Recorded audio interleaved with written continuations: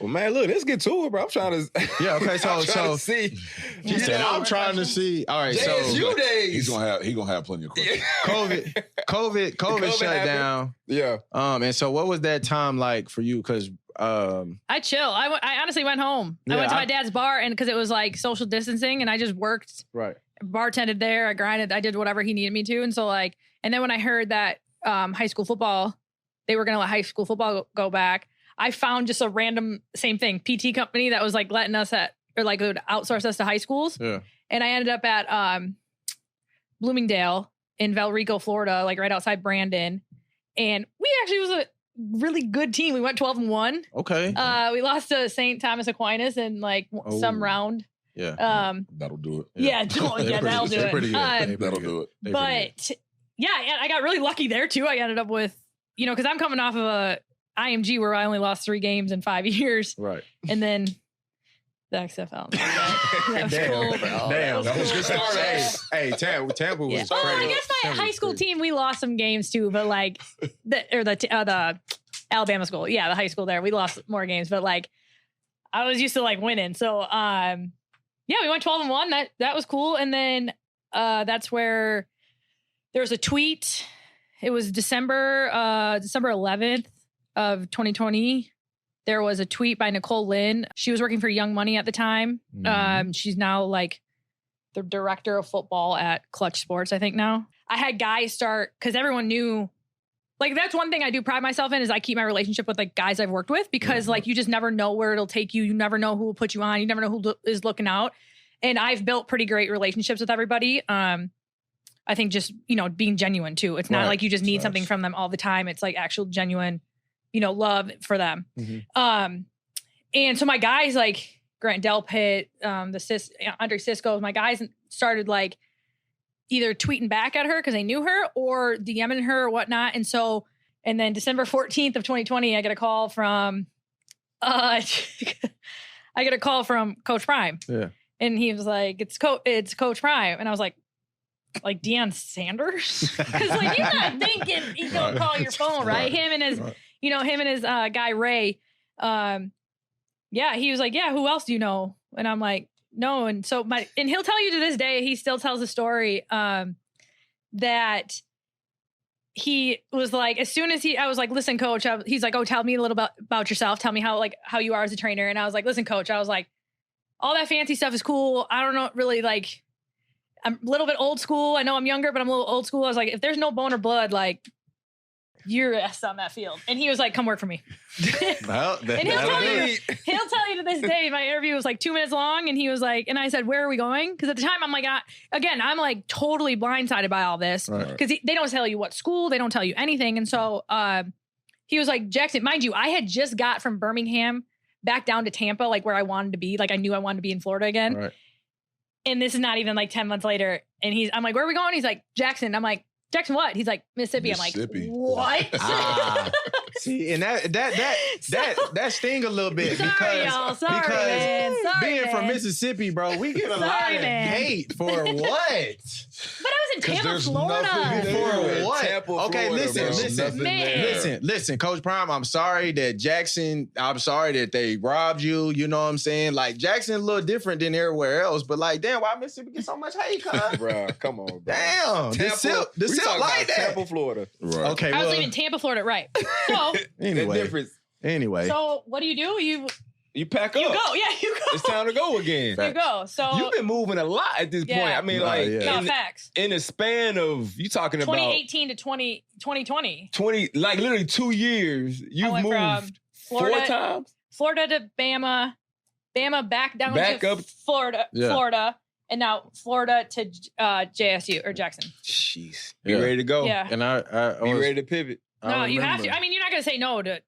Fact. No, that's why I remember. I'm not gonna be like, and I was. And I remember when you had told me that you was finna be going down there, and I was like, yeah, this is a great opportunity. I know you've been looking for one, and I just wanted to work Division I football. I was like, I gotta get there somewhere. So you gotta take that. So January. So I went and met with the team. Like went on campus because they all reported January 4th of 2021. Mind you, now Jackson State because they didn't have that fall season because of COVID. Yeah. So we were starting a spring season. So coach and everybody, we got thrown into that spring season of 2021. Oh, y'all got so we played 2 seasons in the 1 same year. Yeah. Damn. Because they moved because they bumped. Yep. They didn't play that fall, so they bumped all of them to that spring. Yep. So they played that That's spring and then. Oh, see, I didn't even know. I didn't even know that. Yeah. So that. this is technically. You were still playing, so you didn't really know because you were still playing. Yeah. You So still y'all trying to did end the it. whole. Y'all was doing the whole year. Yeah. It was brutal. Yeah. So we get there. So I go and meet the team on January 4th, but I had to go back and like move all my stuff. So I didn't actually get there. So they were already like in training camp because training camp was like in January. Right. So I was kind of used to like the system because of the 2 startup leagues were in the spring. So I was kind of like, oh, Right. okay, I'm kind of following this. I can kind of like, this isn't that weird for me. Right. Yeah, I moved down there and started January like 19th or something like that. And I was with them ever since. Mind you, we had a 6-game season, spring season. Mm-hmm. Okay. It was short. Yeah, it was really short. But it was, when I tell you, that was like mind you, I'm by my, I was the only trainer. Yeah. I was the only trainer. How many kids did y'all have on the team at the time? Shit. 120? 120? It had to be like, At least 100, yeah. yeah, like 120 or something, man. Shit. I'm an only trainer. I didn't really have I had like 6 students at the time that just like, I inherited when like I got there. Like I had a helper, like, so his name was Mark. He was like, I called him more of like, cause he wasn't an athletic trainer. He never went to school for it. Right. But he was like, I called him like my athletic training ops. Like he packed all my trunks. He knew how to tape at least. Okay, cool. He set my field up. Like he did everything that like I didn't really. It was him. Yeah. Yeah, had a professional man. Yeah. Yeah. Professional man. Facts. A real white hand, Nick Johnson. So you said y'all went to the that first year. Mm-hmm. Okay, so then we get to summer workouts. Coach, has the 2021 has about the team that he kind of wants. We go into season. Look at me, I'm just fired up in that. So wait. So what was that first season like? Because you didn't been all these different places, Spring? and then you The end spring up. or the Well, I mean, just in general. like in general, the transition to being at a HBCU, and of course being the only trainer there. Like what was it was after the first season, like we had Mark, the guy that worked with me, he did a really good job with like recruiting students. So like, cause I knew I couldn't do it obviously like by myself and whatnot. And coach like at one point looked at me and he's like, all right, we got a season under our belt. Like, you know what you have to do. You have to go get kids or like students and you have to like educate them basically, or like help them, like, so I taught him how to tape. I taught him first aid. I taught him field setup. I taught him football etiquette as a trainer on the field. You know what I mean? Cause he was like, you're not gonna be able to do this yourself. Like you gotta go do your thing. So I ended up having 12 students who, like I said, like they field set up for me. They knew how to set up all the modalities. I'm not like the boots and I taught them how to tape.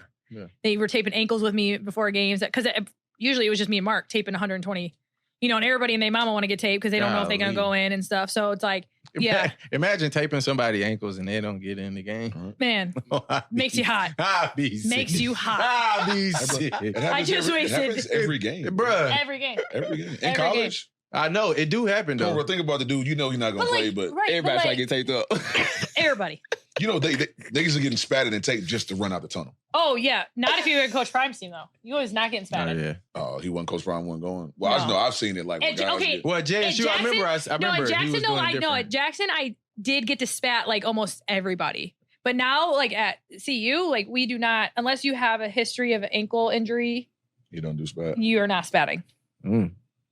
Is and it's got to be within like the year or two, not like we're not talking about 3-4 years down. Right. Yeah. So you're not getting spatted.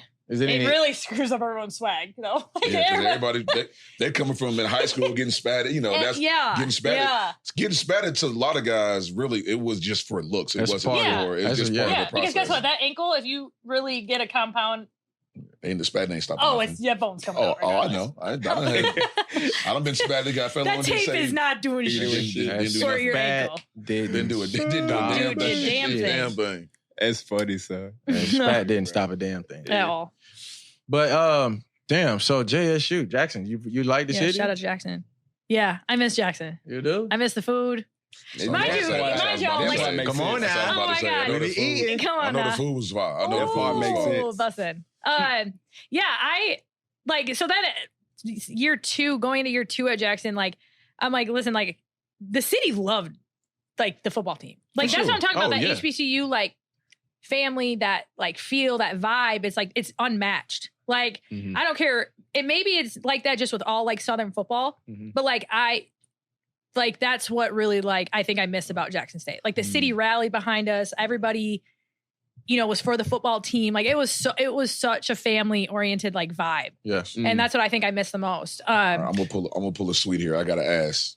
So I know what you come from Wisconsin. What did you think about the band? Like the whole phenomenal. Yeah, the band. Phenomenal. Yeah. The Sonic Boom, baby. Yeah, the Sonic Boom. Right. Yeah, it's fire. Like the first time, like, had you ever seen or experienced anything like that before? You knew nothing about it. Nothing. So I'm sure that was. Yeah. That could be, if you're not used to it, that could be a lot to. It could be a shock. I'm talking like people would come to the games probably before we got there, because you remember they went like 1-10 like the season before we got there. They were something, like something crazy. They're coming for the band. They're coming for the band. Yeah, but when I tell you that like those stands are maxed out, like. And again, they could be there for the band, but like when I feel like when we came, it like they really were there for us as well. But like, yeah, if anything else, like I try to get out earlier than halftime and go watch the rest of the band. Hell yeah. The Sonic Boom was, I mean, look how fun they are. She said, if y'all need me, I am on the field. Because I did, I think at one point do that a couple times. Because I'm like, I never get to see them. Especially when they're doing their whole show. So I was like, yeah, I got to go out and watch them. If I knew I was. You gotta go see that. No, it was awesome. I remember going to the Classic. Oh my gosh, it's so fun. Plenty of time. HBCU, man, ain't nothing like it. Ain't nothing like it. At all. But then at one point, like in Jackson, I started, because I wasn't meeting anybody like outside the football program or like Jackson State in general. So I started, have you guys ever been to Jackson? You been to Jackson? Oh, yeah. Jackson? Yeah, I've been to Jackson. Have you ever been to the club 4th Avenue? No. Oh, I started bartending at the club down there at 4th. That was fun. That was so fun. Bartending at the club in Jackson, Mississippi. Hey, club in Jackson? That's like the totally white girl. Never. Ever. I'm not going. Hey, that didn't cross my mind. I'm not going.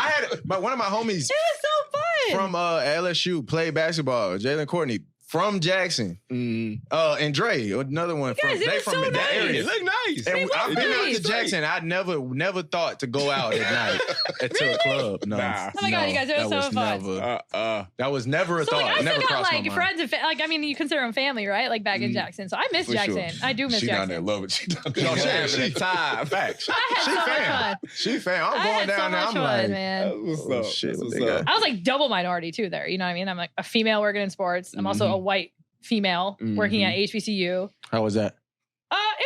Honestly, in that interview, I know it was cool because in that interview Faye just had up, like I literally said, I was like, I don't feel. No, yeah. I didn't feel any different. I wasn't like, oh, I'm the white woman working. You know what I mean? Like you didn't I was feel out of place, right? No, not at all. I feel like everyone was very welcoming. Everyone like loved us. There was no hate when we got there, and so I'm sure there was scrutiny I didn't hear like care about, but like I never felt out of place. I never felt anything. Like I really just felt like I was just part of it. Yeah. I mean, not for nothing, like, you know, Prime hired you for the job. And you had this long list of recommendations, everybody tweeting you. So he's like, hey, listen, I'm here to take care of my business. No, facts. Yeah. So, and I knew what, you know, I saw his vision and I believed like the whole I believe thing, you know what I mean? Like you really did, like once you heard and like what he was trying to do and whatnot, like you really did believe. And so I was believing. Yeah, no. We was all believing. Yeah. I was believing.